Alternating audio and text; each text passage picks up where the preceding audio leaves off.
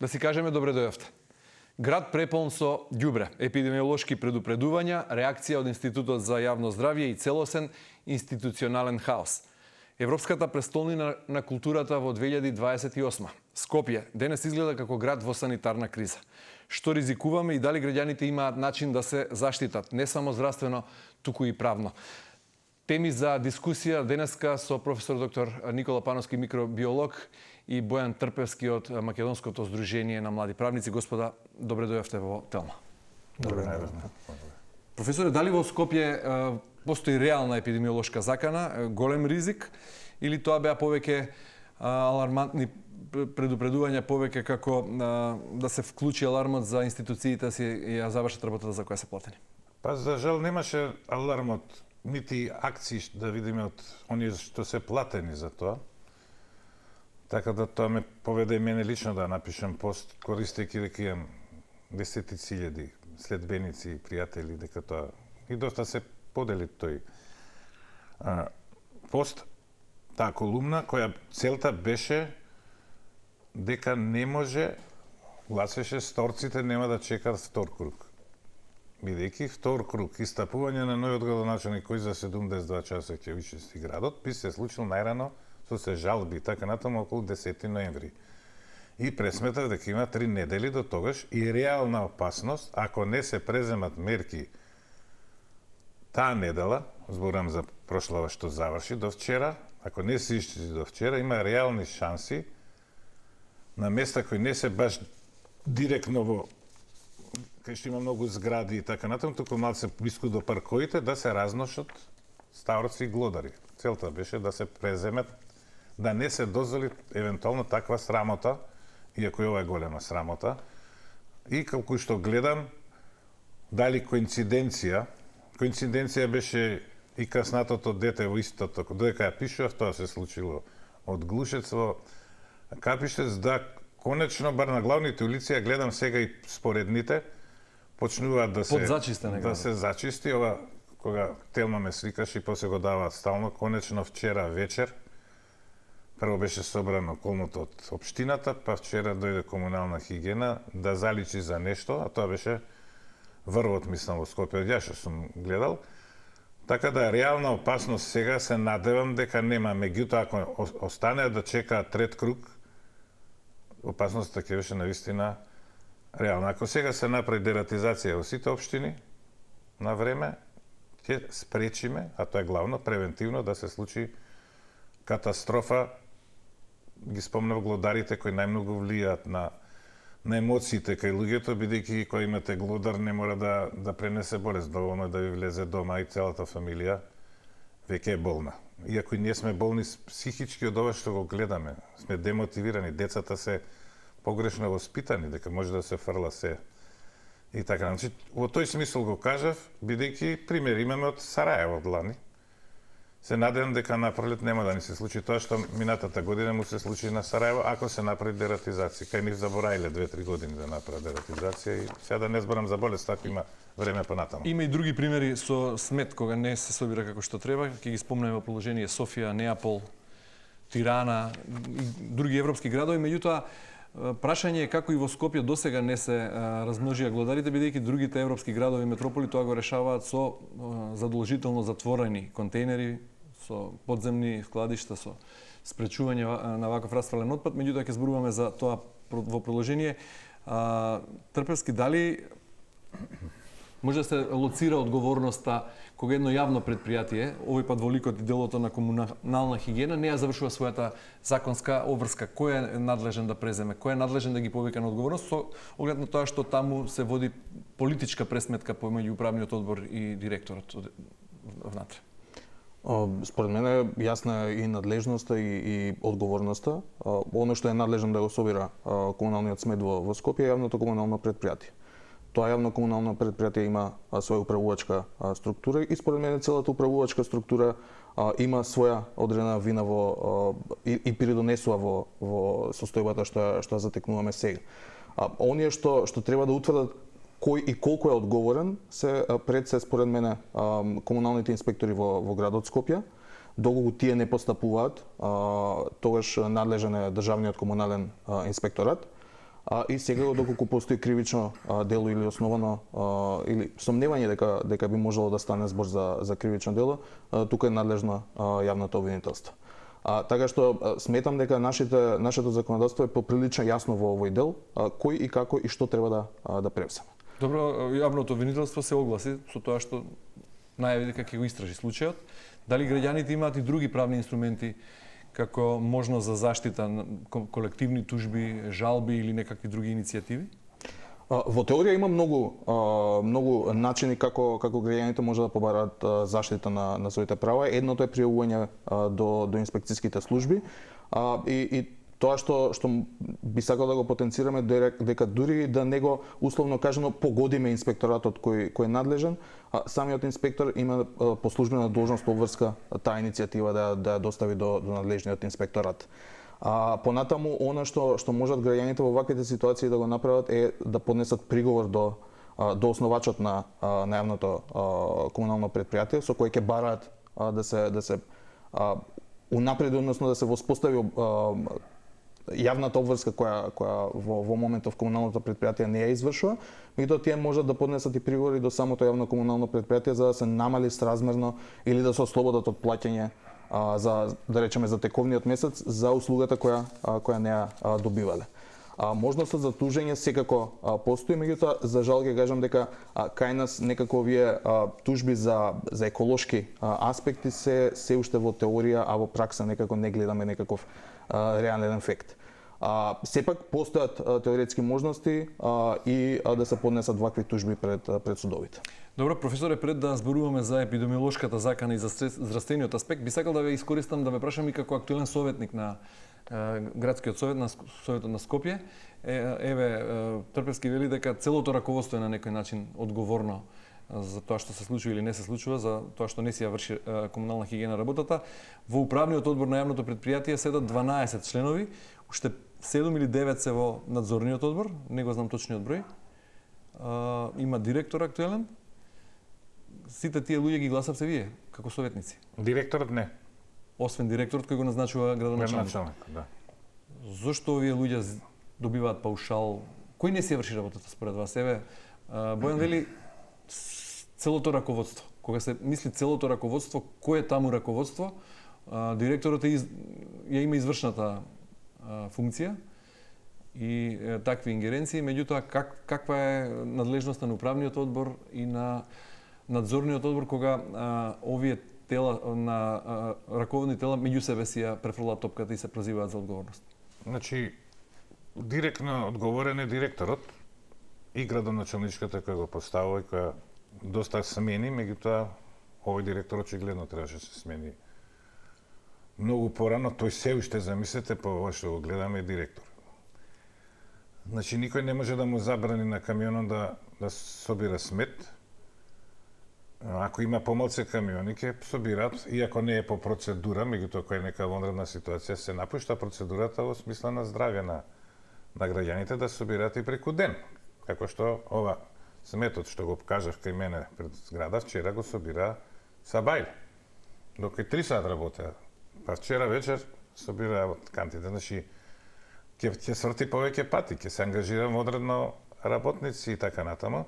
Одговорноста на управен одбор што уста не отвори дека нешто се случи во предпријатието, да каже до советот, до градоначалникот дека овој директор не работи како што треба, да побара негово разрешување, да реагира на ова што се случува во комунална хигиена. Немаше реакција. Главната работа што се занимававме последниве 2 месеци, иако не беше ваква состојбата, тоа зборам пред се во јуни-јули, на последните седници на Советот, да се разреши директорката заради тоа што има по сила на закон, заради пресуди, 2 пресуди, не може да биде... Мислите председателката на управниот одбор? Да, не само председателка, туку член на управниот одбор. Па тоа советниците од ВМРО го изигра, бидејќи овие погрешка правниците во градот напиша разрешување на председател.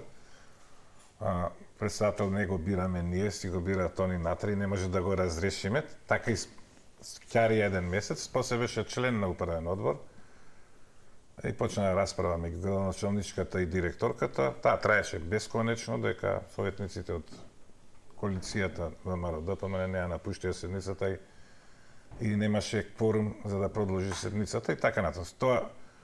Тоа можам да кажам за овие 2-3 месеци, а ескалираше од која и Советот престана да функционира, односно имаше неколку седници, можам да кажам дека последната седница која требаше да се зборува за овој проблем, која водеше колегата Страшо Ангеловски, претходно јас возев некои седници во јуни, меѓутоа реков дека нема услови да ги водам.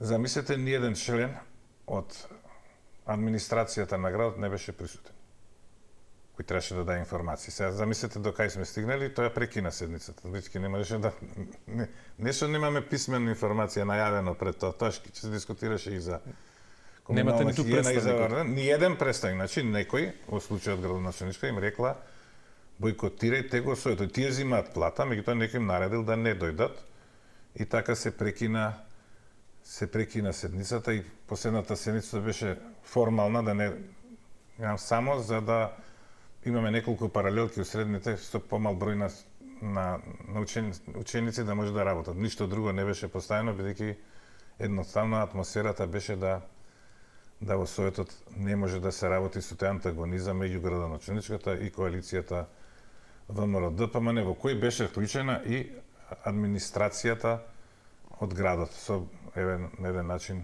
бојкотирање. И во ваква ситуација каква што ја опишувате, ситуацијата ескалира и епилог, да речеме, досега е гризнато дете, мало дете, кое е хоспитализирано на инфективната клиника. Како лекар да ви се обратат родителите негови, а и како политички активен, политички ангажиран човек во Советот на Скопје, да ве прашаат кој е одговорен, каде да побараме заштита за ова што се случи со нашето дете, каде ќе ги упатите? Значи, можете да вперите прст во една институција или орган, или повторно ќе биде распределено во целото раководство, која е поделено политички повторно. Но тие што водат градот, значи тоа е прво.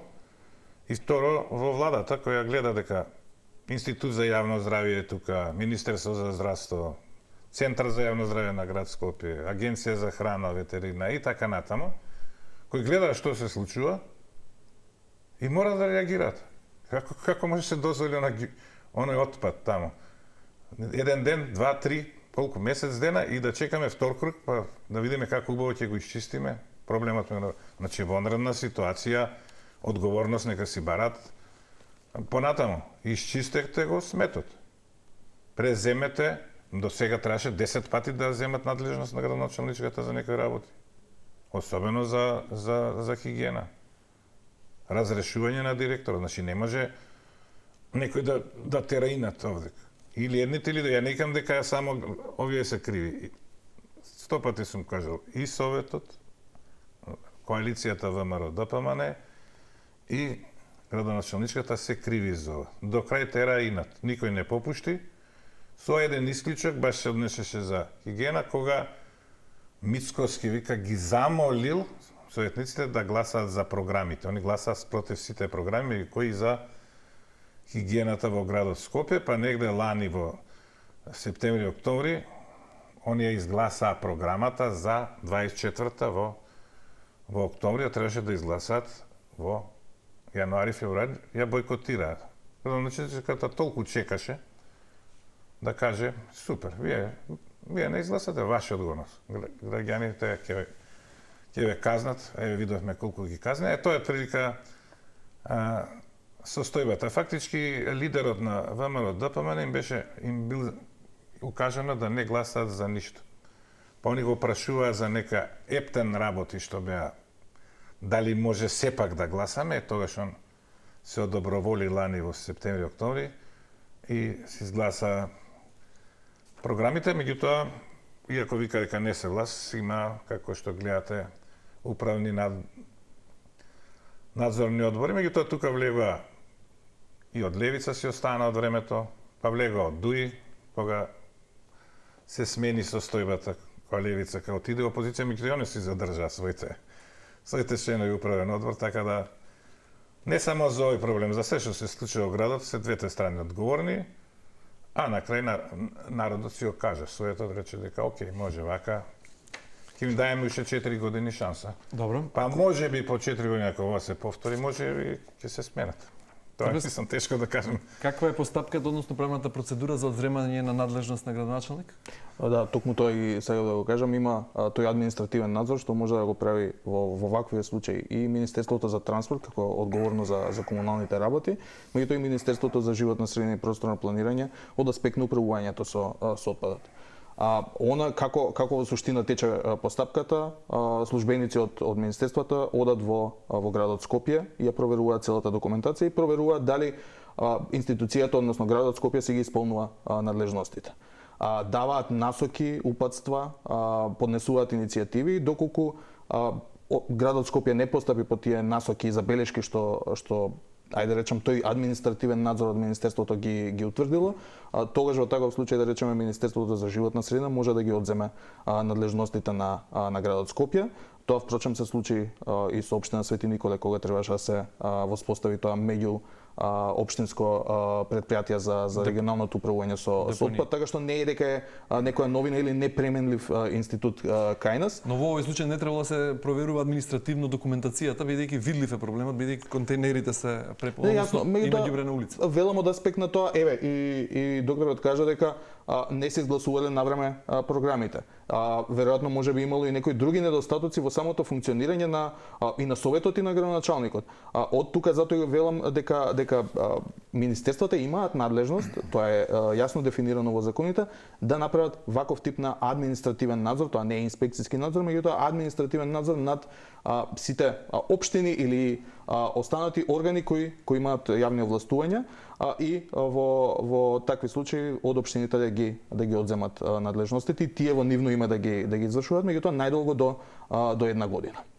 Добро, професор Пановски, со оглед на тоа што предупредивте на епидемиолошки ризик, а една од природните карактеристики на глодарите е нивната брза репродукција и ова што се случи со каснувањето на дете од центар во Скопје, дали може да се смета за прв симптом дека работата е излезена од контрола? Јас всушност се прашувам како е можно досега глодарите да не се размножиле масовно на такво ѓубре во Скопје, бидејќи ова не е, сега беше алармантна ситуацијата и ескалираше, меѓутоа проблемот со нередовно собирање на ѓубре подолго трае. Ова се случува во подолг период, па така сега кандидатите за градоначалник ветуваат кој колку ќе го исчисти градот, наместо да зборуваме за смарт сити и за некои други придобивки на модерното време, ние зборуваме за елементарни услови за хигиена. Прашањето е сега, можат ли глодарите на вистина да донесат повторно некои болести што се искоренети уште во средниот век? Колку е реална заканата од некои такви болести кои не се одамна се искоренети на некој начин? Па сега, ако толку многу се размножат, а и беше опасност да се размножат, сега не можем да тврдам да колку се размножиле сега и колку овој релативно кратко траен овако проблем може да придонесе. Сепак треба 21 ден за да после оплодувањето се родат. Отприлика по 10 младенчиња од еден пар, значи создава 10 и сега ако не го исчистиме, доаѓа вториот круг кога тие ќе имаат храна, родените, и ќе се размножат енормно. Доколку немаат храна, поголемиот дел од нив ќе угинат. Меѓутоа, ако се размножеа уште 20 дена, ја не знам сега до кај е состојбата, тоа ќе беше, рачунете, помножете се по 10 просек. Значи, ако имаме сега, борам на памет, 10.000 старци, е разлика ако имаме 100.000. И сега тие 100.000. Меѓутоа, ако на 10.000 старци е каснато дете, што ќе се случува на 100.000? Да, тоа се, кој ќе станат тие 100.000, кој ќе залади уште повеќе, кога хранава што сега имаат, ќе ја немаат, тие почнуваат да бараат храна во куќите, во домовите. Имаат добар осет за мирис и ќе почнат да влегуваат. Прво во подруми, потоа, баш кога ќе сакат и да се згреат, потоа ќе се качуваат нагоре, па некојаш ќе видиме, како што кажа во овие градови што ги спомнавте, и на 10-ти спрат дека се качиле барајки храна, после ќе почнат да се јадат меѓу себе. Значи, они се јадат меѓу себе кога, ако не им дајете храна, се хранат едни со други. И затоа се специфични во ширење на болести. Бидејќи болниот старец се развалил од некоја болест, речеме трихинелоза, ќе спомнам. Тој е болен и не може да се брани, не може да бега, прв ќе биде тој изеден. И сите што ќе каснат, ќе добијат трихинелоза.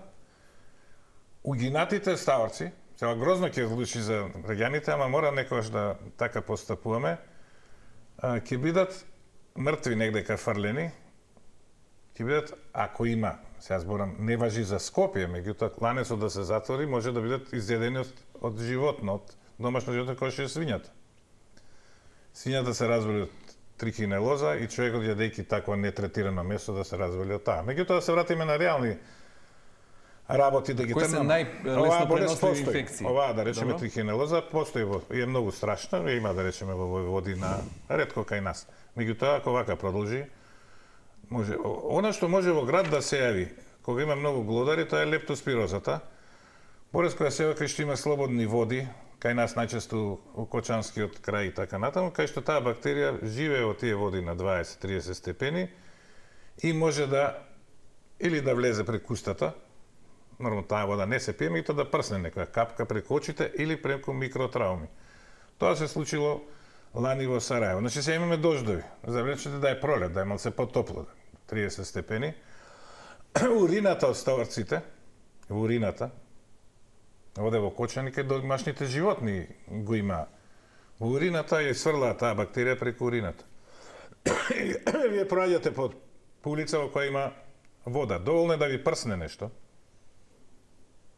Или летно време некои боци проаѓаат, шляпка, деца. Овако има микротравма да се јави таа болест во град, како што се јави епидемија во Сараево, кај што резервар не беа ни свињи, ни крави, ни говеда, бидејќи таму нема тоа, ни коњи, туку беа ставорци. Немаше друго кој да биде, кај ставорците беше најдена таа болест. Друга болест е листериоза, кој имаме ние една епидемија со десетина случаи, неколку смртни, кај што исто така преку урината на животните, во случај кога има ставорци кои не може да ги контролираме, друго е домашни животни колку толку и кои се енормно размножени. Замислете, тие ќе влезат во некој магазин, на некоја самопослуга, некоја фабрика и тука ќе уринираат, ќе дефецираат и ќе сврлат, значи јас зборам индиректно. Не сте го виделе ставорецот, да сте се разболели од болест кај што он оставил бактерија Listeria monocytogenes, која е многу отпорна, може и фриждер да ставите, она ќе преживее и на некој начин да внесете во организмот. Затоа е најважно миење на рацете, меѓутоа и покрај миење на рацете, некои продукти кои се во кеса стаени, добро, ќе отвориме, после ќе ги измиеме рацете. Меѓутоа, некојаш луѓето без да проверат, зимаат од лименка и пијат директно. Таа личи чиста, меѓутоа понекогаш може на неја да има бактерии, дури се случи смртен случај на една жена на брод, кај што беше докажано дека пиела од лименка во која претходно имало ставарци на бродот, кај што измокриле и не била исчистена. Значи, многу работи, да не збориме сега за овие. За колера и чума да не ги спомнуваме. Колера нема врска со ставарците директно. Колерата е преку загадена вода и така, но тоа е многу осетлив микроорганизам, најчесто преку вода за пиење. Би можело по ѓубрето, ако има таква бактерија, да меѓутоа повеќе било тоа салмонела, дизентерија. Значи со овие дождови да се слие, да се помеша со нешто што го користиме, конзумираме, или преку муви да се пренесе, меѓутоа колера не. Куга е типична болест? Чума, болест на ставорците. На ставорците, кај што има ставорци, има ставорска болва треба да има. Меѓутоа искоренето уште во средниот век. Да, ставорска болва треба да има. Значи ние тука имаме ставорци, кој што имаме и комарци што пренесуваат маларија, ама немаме маларија бидејќи немаме луѓе од кај што комарците може да ја возимат. Така да и немаме болни од куга, меѓутоа не може да се јави бидејќи таа болест не е до крај искорената. Сепак постојат места во светот кај што оваа бактерија живее. Мислам, реалност нема да се пренесе кај нас, меѓутоа ако вака неодговорно се однесуваме и понатаму, не знаеме што се нема да биде. Вика, ова е стварно неодговорно. Добро. И уште не спомнав, за несреќа, градоначалничката не се јавува за следен мандат, што е реткост и очигледно е неодговорна. За речеме и овој од Струмица, Костадин не се јавуваше, па не видам дека Костромица се распаѓа градот и го остел на милост и немилост на вакото, на стихијата. Значи, обично градоначалникот до сега секогаш во Скопје што бил градоначалник се јавувал на избори и бил многу заинтересиран и најдобро градот изгледал пред избори. Ова е прв пат да градот се распаѓа пред избори. Обично сите спреги, сите јавни овако го чистеле градот пред избори како да Тито ќе дојде на посета. Може ли само кусува во однос на препораките на Институт за јавно здравје што ги слушнавме за оваа фаза сега, носење на ракавици, прифрлање на ѓубре, маски, дезинфекцијски бариери, како ги оценувате? И за ковид, да се кажуваат работи кои немаат врска со медицината, само за нешто да се каже. Не, миење на раце секогаш треба да се повторува. Меѓутоа, или добро не сме ги сватиле. Значи, дечките вчера што чистеа, носеа маски и носеа ракави. Ама тие го собираа ѓубрето и дека го собираа со лопати, се создаа прашина. Тие треба да носат маски. Кога се... Зошто да носам ја маска која ќе го фрлам ѓубрето? Не можам да го разберам што е тоа што ќе ја носам маската. Тоа значи дека од ѓубрето излегуваат вируси летаат во око, ја ќе ги вдишам во тој момент дека го фрлам ѓубрето. Не разбирам. И после што ќе правам на маската, која ќе треба да извадам, кога и кај да ја фрлам ако сега да ја ѓубре. Мислам, нема логика никаква тоа. Демек нешто правиме. Носиме маска надвор за ковидот, а у кафана и натре нема потреба да носиме, кај што сме поишли. Мислам, после немало дојавра кај народот, па нема со такви методи. Првески, може ли граѓаните сега, конкретно семејството кое беше погодено или генерално сите скопјани, да побараат надомесна штета? Ако сметаат дека нивното здравје е загрозено на овој начин, ризици постојат, и да бараат надомесно од одредена институција? Според мене дефинитивно може да бараат надомесна штета. Сега прашањето веројатно би требало да биде кон која или од која институција ќе треба да бараат да го бараат тој надомест од штета. И колку реално тоа може да се добие на суд? Не знам за вакви случаи. Веројатно надомесна на штета од тоа што го знам од практиката е релативно полесен тип на случаи кои позитивно завршуваат. Пред се, да речеме, имало случаи со каснување на куќа, каде што се барало надомесна штета од општините, тие релативно имаат висок процент на успех, така што претпоставувам дека и во ваков случај би имало успех, иако не можам да тврдам. Веројатно би ги упатил тие граѓани да се консултираат со адвокат и доколку навистина видат заедно со адвокатот дека има основ, има изгледи за успех, јас да сум на нивно место дефинитивно би поднел таков тип на тужба.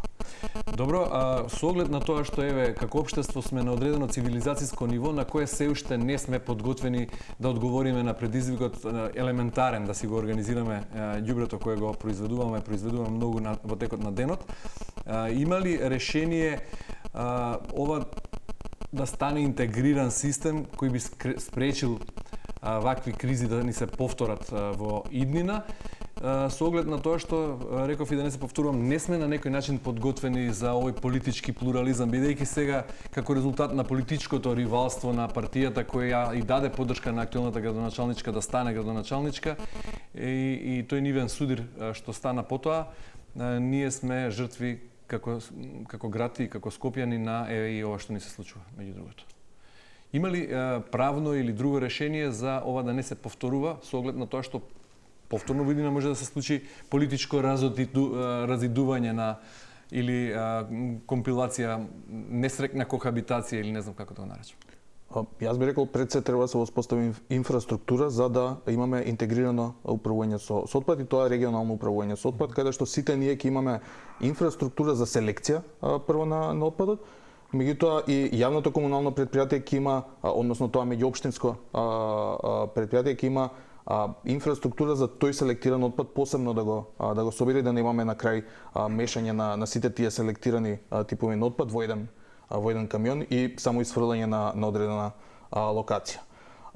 Тоа што мислам дека треба да се промени кај нас за да немаме повторно вакви ситуации е да ја ставиме политиката на страна и да имаме силни институции кои си ја знаат својата надлежност, ја знаат, ја разбираат својата улога во во општеството и системот на уредување на власт и добиваат соодветна санкција во тие ситуации каде што тоа што биле должни да го направат ќе пропуштат да го направат. Ова убаво звучи, меѓутоа се уверивме дека е утопија. После 35 години независност, не можеме да ја ставиме политиката на страна и да изградиме силни институции.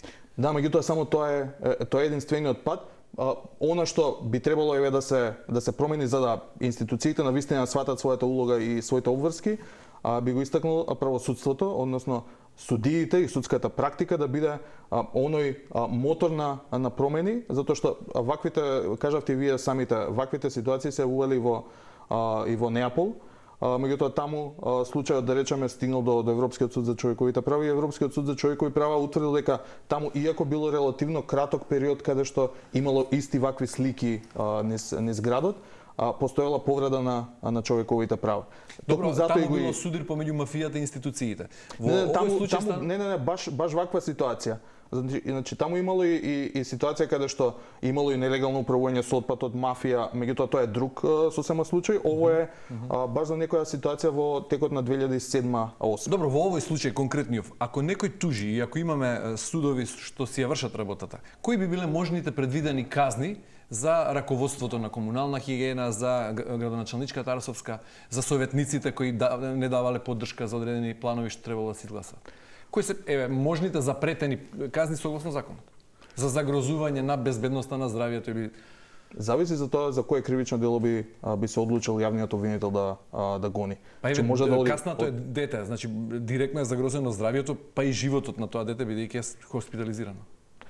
Едната санкција е надомесна штета за тој што претрпел штета, меѓутоа санкцијата за службените лица и за тие, да речеме, во раководството на јавното комунално предпријатие, во зависност од нивната одговорност може да се движи од парична казна до казна затвор. Повторно се зависи од типот на кривично дело за што јавниот обвинител ќе се одлучи да истражува. Веројатно за да стасаме до оно ниво кое велите силни институции и настрана политика, треба да зрее свеста кај граѓаните, кај оние што избираат и кои ги конституираат, кои ги создаваат институциите, меѓутоа за да се случи тоа потребни се силни казни, веројатно казни кои ќе се применуваат за тоа што веројатно тоа е единственото решение.